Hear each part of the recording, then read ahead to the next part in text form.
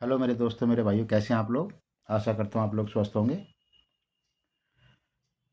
माँ बाप की सबसे बड़ी जीत, सबसे बड़ी कमाई होती है उनके बच्चे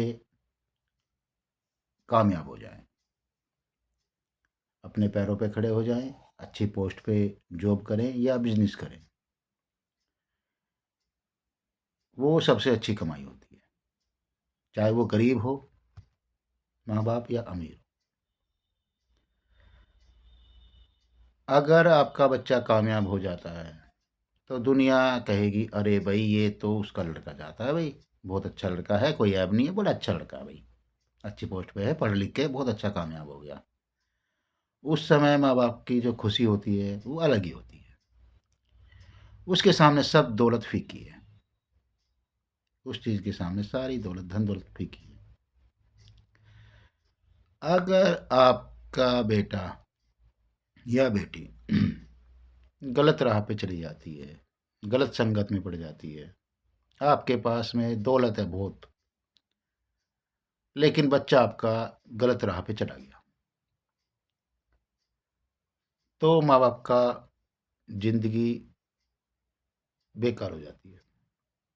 वो पल पल घुट घुट के मरता रहता है। वो गली में से निकलेगा, अरे ये तो उसका उसका लड़का है, ये तो भाई फलाने का लड़का है, इसका लड़का है, बहुत बेकार है ये तो मैंने वहाँ पे देखा था, ये तो बीड़ी पीता है, सिगरेट पीता है, दारू पीता है, ऐब करता है, लड़कियों को छेड़ता है। तो ये सब एक कॉमन बातें हैं जो समाज में होती है। इसीलिए सबसे ज़रूरी है कि आप चाहे ज़मीन कम ले लो, घर कम ले लो, या घर किराए पे भी अगर लेना है तो ऐसी जगह लो जहाँ पे कम से कम माहौल तो अच्छा हो, आस पड़ोस का माहौल अच्छा हो।